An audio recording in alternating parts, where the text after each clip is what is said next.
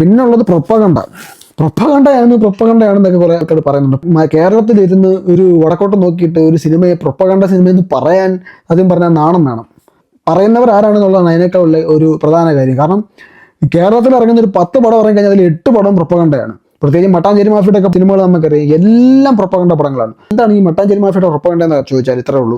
ഇസ്ലാമോ ലെഫ്റ്റിന്റെ ഒരു പ്രൊപ്പഗണ്ടയാണ്. അതായത് അവർക്ക് എവിടെ നിന്നാണ് ഫണ്ട് വരുന്ന ഒരു പ്രൊപ്പഗണ്ടയാണ്. മറ്റേ മതത്തിൽ മുഴുവൻ ജാതി വേർതിരിവാണ്, ജാതി അധിക്ഷേപങ്ങളാണ്, ഉച്ചനീചത്വങ്ങളാണ്. ഇതൊന്നും ജാതി വേർതിരിവ് ഒന്നുമില്ലാത്ത മനുഷ്യരെ എല്ലാം ഒരേപോലെ കാണുന്ന നന്മയുടെ വിളനിടമായ നന്മ നിറഞ്ഞ ആളുകൾ മാത്രമുള്ളൊരു മതം. മറ്റേ മതക്കാരെ പറയുന്നതാണെങ്കിൽ ഒരു മതത്തിന്റെ വിശ്വാസങ്ങളൊന്നും എതിർക്കത്തില്ല ഇവര്. കാരണം വിശ്വാസത്തെ എതിർക്കാൻ പറ്റത്തില്ല. കാരണം ഈ പറയുന്ന മതം അടിച്ചു മാറ്റിയത് മറ്റേ മതം അടിച്ചു മാറ്റിയത് ഒരേ കഥ എന്നായതുകൊണ്ട് തന്നെ കഥയെല്ലാം ഏതാണ്ട് ഒന്നൊക്കെ തന്നെയാണ്.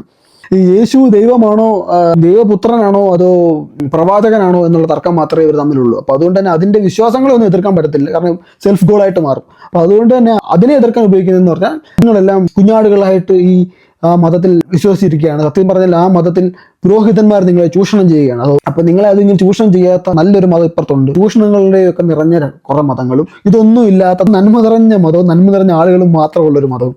ഇതാണ് ഈ സിനിമകളുടെ എല്ലാം പ്രൊപ്പഗണ്ട. പിന്നെ ഒരു ലെഫ്റ്റ് പ്രൊപ്പഗണ്ട ചിലതിനകത്തുണ്ട്. ഒരു കമ്മ്യൂണിസം എന്ന മികച്ച സാധനമാണെന്നുള്ള രീതിയിലുള്ളത്.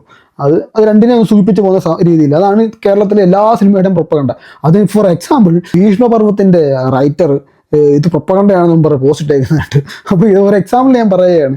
ഭീഷ്മപർവ്വം പോലെ എനിക്ക് കേരളത്തിൽ ഏറ്റവും കൂടുതൽ ഓടിയ ഒരു പ്രൊപ്പഗണ്ട പടമാണ് അത്. ഞാൻ ഈ പറഞ്ഞതെല്ലാം കൃത്യമായിട്ട് കാണാം. അതിൽ വില്ലന്മാരും ഗുണ്ടകളും എല്ലാം ഒരു പ്രത്യേക മതത്തിലെ ആൾക്കാർ, പിന്നെ ആ മതത്തിലെ പുരോഹിതനെല്ലാം ഭയങ്കര ചൂഷണക്കാർ. ഇതാണ് എല്ലാവരുടെ മതത്തിലും. പിന്നെ നല്ലവരായ കുറെ നന്മ നിറഞ്ഞ കുറെ മനുഷ്യരുള്ള ഒരു പ്രത്യേക മതത്തിന്റെ ആൾക്കാർ. ഇതാണ് ഈ ഭീഷ്മപർവ്വത്തിന്റെ കഥ. ഭീഷ്മപർവ്വമൊക്കെ സ്വന്തമായിട്ട് എഴുതാണെങ്കിലും വേണ്ടിയില്ല.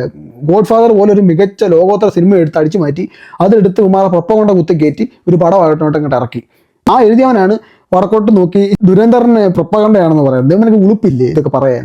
അപ്പോൾ അതുകൊണ്ട് കേരളത്തിൽ ഇരുന്നൊരു പടത്തിനെ പ്രൊപ്പഗണ്ടയാണെന്ന് പറയാൻ ശരിയാണ്, അവർക്ക് പ്രൊപ്പഗണ്ട കാണും. ഇപ്പോൾ നോട്ട് നിരോധനം പോലെയുള്ള സാധനത്തിനെയൊക്കെ ഒരു വൈറ്റ് വാഷ് ചെയ്യാൻ ശ്രമിച്ചിട്ടുമുണ്ട്. അതിൽ തർക്കമൊന്നും വേണ്ട. അപ്പോൾ ഒരാളൊരു പടം ഇറക്കുമ്പം അവരുടെ രാഷ്ട്രീയം, ആ സിനിമ എടുക്കുന്നവൻ്റെ രാഷ്ട്രീയം അതിനകത്ത് കാണുന്നുള്ള സംശയമൊന്നും വേണ്ട. അപ്പോൾ ആ ഒരു റീസൺ പറഞ്ഞിട്ട് പ്രൊപ്പഗണ്ടയാണ് അതിനെ നെഗറ്റീവ് പറയുന്നവർ കേരളത്തിൽ നിന്ന് പ്രത്യേകിച്ച് അത് പറയാൻ യാതൊരു ഒരു ബേസും ഇല്ല. ഞാൻ പറയല്ലോ, നേരത്തെ പറഞ്ഞാൽ കേരളത്തിൽ ഇറങ്ങുന്ന 10-8 പടം പ്രൊപ്പഗണ്ട പടമാണ്. അപ്പം അങ്ങനെ ഒരു നാട്ടിൽ ഇരുന്നിട്ട് ഭീഷ്മപർവ്വം പോലത്തെ ഒരു പടം ഉണ്ടാക്കി വെച്ചവനൊക്കെ ഇരുന്ന് പ്രൊപ്പഗണ്ടയാണെന്ന് പറയുന്നത് പോലത്തെ ഡബിൾ സ്റ്റാൻഡേർഡ് മാത്രമാണത്.